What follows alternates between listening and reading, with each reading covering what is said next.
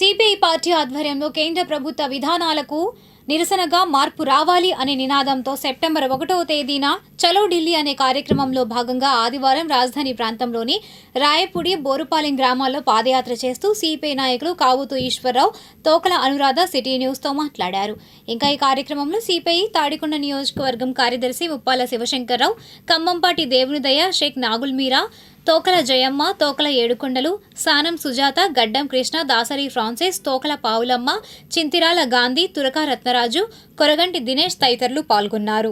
భారత communist party పిలుపులో భాగంగా ఈరోజు తుళ్ళూరు మండలం బోరుపాలెం గ్రామంలో ప్రజా సమస్యల మీద పాదయాత్ర చేపట్టడం జరుగుతుంది.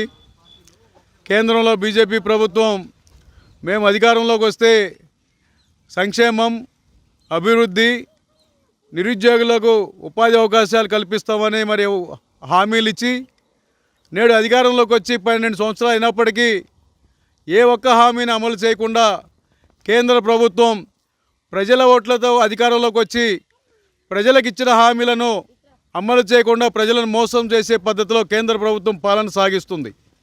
ఈ రోజున భారత కమ్యూనిస్టు పార్టీ దేశంలో రాజకీయాల్లో ఒక మార్పు రావాలి, మార్పు కావాలి అనే నినాదంతో భారత కమ్యూనిస్టు పార్టీ ప్రోగ్రాం తీసుకోవడం జరిగింది. ఎందుకంటే ఎన్నికల ముందు అనేక మంది మరి పార్టీ వాళ్ళు అనేక వాగ్దానాలు ఇస్తున్నారు. ఆ వాగ్దానాలని ప్రజలు నమ్మి వాళ్ళకి ఓట్లు వేసి అధికారం ఇస్తుంటే అధికారం వచ్చాక పేదలకు ఇచ్చిన వాగ్దానాలు అమలు చేయకుండా, పేదలను మరి ఇచ్చిన వాగ్దానాలు అమలు చేయకుండా వారిని మోసం చేసేటువంటి పద్ధతిలో ఉన్నారు. కాబట్టి ఇప్పటికైనా ప్రజలు ఈ యొక్క పాలక ప్రభుత్వాలను గమనించి మరి మనకి పేదల పక్షాన ఉండే పోరాడే పార్టీలని మరి వారికి మద్దతు ఇవ్వాలని తెలియజేస్తున్నాం. అదేవిధంగా మేము అధికారంలోకి వస్తే మరి ప్రపంచ బ్యాంకులో ఉన్న నల్లధనాన్ని తీసుకొచ్చి ప్రతి పేదవాని అకౌంట్లో 15 లక్షల రూపాయలు వేస్తామని కేంద్ర ప్రభుత్వం చెప్పడం జరిగింది. అంతేకాకుండా మేము అధికారంలోకి వస్తే సంవత్సరానికి 2 కోట్ల ఉద్యోగాలు నిరుద్యోగులు కల్పిస్తామని చెప్పడం జరిగింది. ఇప్పటి వరకు 12 సంవత్సరాలైనా కూడా ఏ ఒక్క హామీని అమలు చేసినటువంటి దాఖలాలు కేంద్ర ప్రభుత్వానికి లేదు. నిన్నగాక మనం చూసినట్లయితే నీట్ పేపరు పరీక్షా పత్రాలు లీకేజీ అవ్వడం జరిగింది.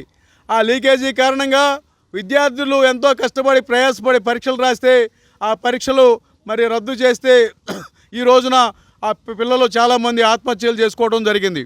ఆ పరీక్షా పత్రానికి లీక్ అయినటువంటి కార్యక్రమాలను అరెస్టు చేయకుండా ఆ విద్యార్థులు ధర్నా చేస్తే విద్యార్థులపైన అనేకమైన కేసులు బట్టి వారిని అరెస్టు చేయటం జరిగింది. ప్రజా సంక్షేమాన్ని గాలికి వదిలేస్తుంది.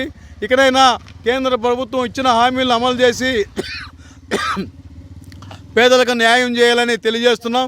అదేవిధంగా కూటమి గ్రామాల్లో మహిళలకి 1500 నెల చొప్పున వేస్తామని చెప్పి ఇంతవరకు ఒక్కరికి కూడా వేయలేదు.